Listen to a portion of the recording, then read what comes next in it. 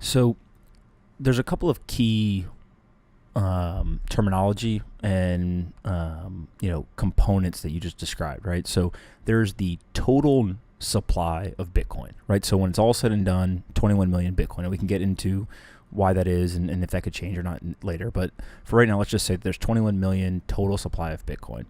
At the same time, there's the circulating supply. So how many Bitcoins have been produced and are currently available for ownership, by people or organizations.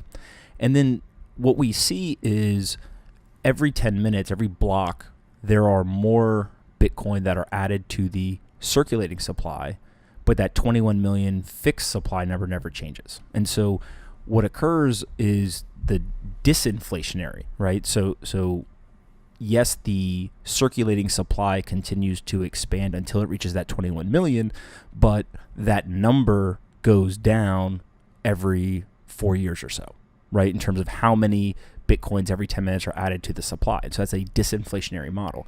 What you described is once all 21 million Bitcoin have been mined or now part of the quote unquote circulating supply, we now get into a deflationary model, right? And so it's no longer disinflationary because actually there's no more being added, and now we can only go reverse. We can only lose Bitcoin in the circulating supply, right? And so let's talk about the pros and cons of an inflationary system and the pros and cons of that deflationary system, right? Because I think people hear these terms, but they don't really know what they mean or why there's pros and cons to either side. We're taught in a lot of schools, and sort of the contemporary mainstream neo-Keynesian economists argue that mild inflation is best. To me, I think that sort of governments around the world, particularly in the Western world, are incentivized for that kind of academic discourse to be the dominant one even in the best institutions. And in my research, I found that there's a lot of sort of academic grants and academic sponsorships financing that central banks and ministries of finance, ministries of economics, etc., that allocate to of certain schools of monetary thought than others. But I believe that sort of those currencies are local monopolies, and those currencies are forced upon us from top down.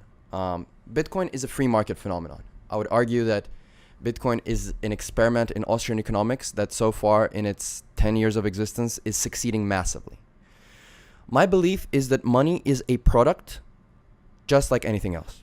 And I think we will not have truly pure capitalism and truly pure free markets until money, which is a product that we utilize, which is a product which is a half of every single transaction in our society, is something that is originates from the free market as well. I believe that money is ultimately a product of the market rather than a product of the state. And I think the last 47 years in history have sort of are a temporary phenomena. For thousands of years, gold was the predominant money, or gold and silver were the predominant two currencies around the world, until sort of the paper notes became more widespread as a technology.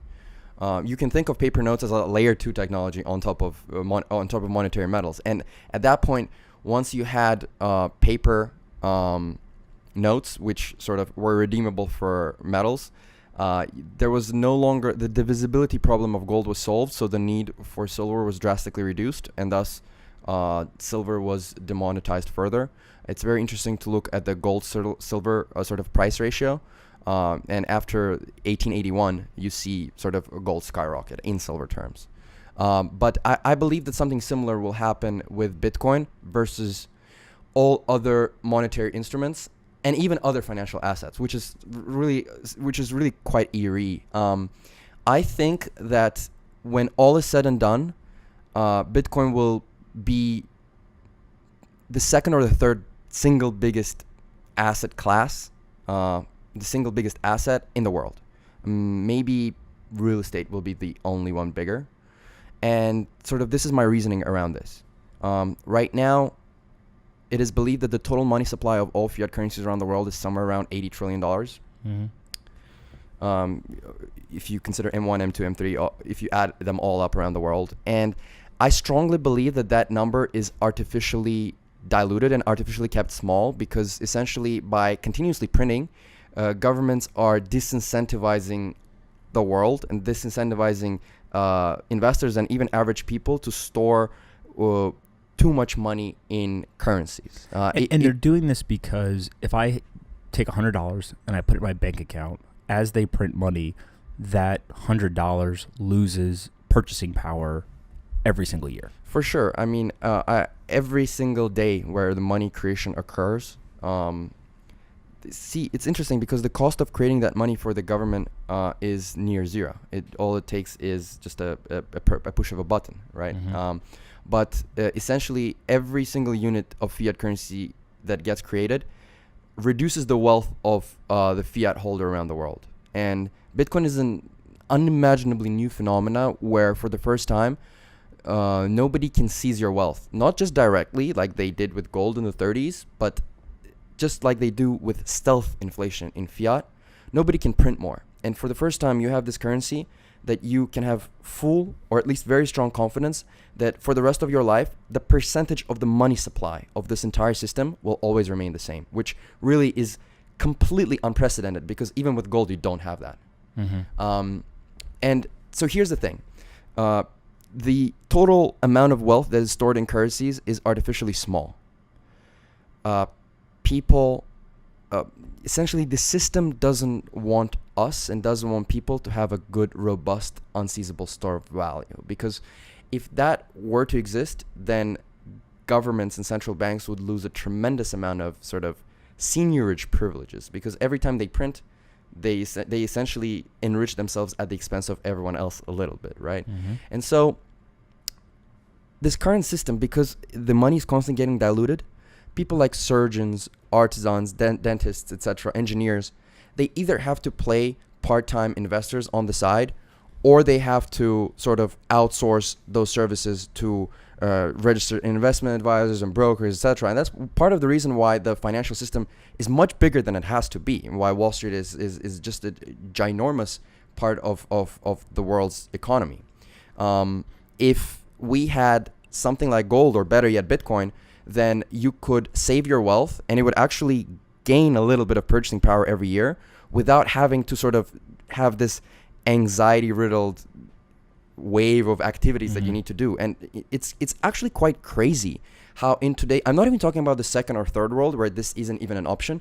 Even in the first developed civilized Western world, you have to create a diversified portfolio of equities, bonds, small caps, munis, commodities, FX, derivatives sometimes, etc., just to preserve your wealth. I'm not even talking about making some tremendous outsized returns. I'm talking about just to save your wealth. And this is crazy. And like in biblical times, there's a famous Jewish proverb which says, keep a third of your wealth in money, which was gold, keep a third of your wealth in land, and keep a third of your wealth in your business. And even as recently as in the 50s and 60s, you could notice that in portfolio allocations, some of sort of the traditional mutual funds and the early big asset allocators, they had a much bigger allocation to cash when sort of the trust in currency was much greater.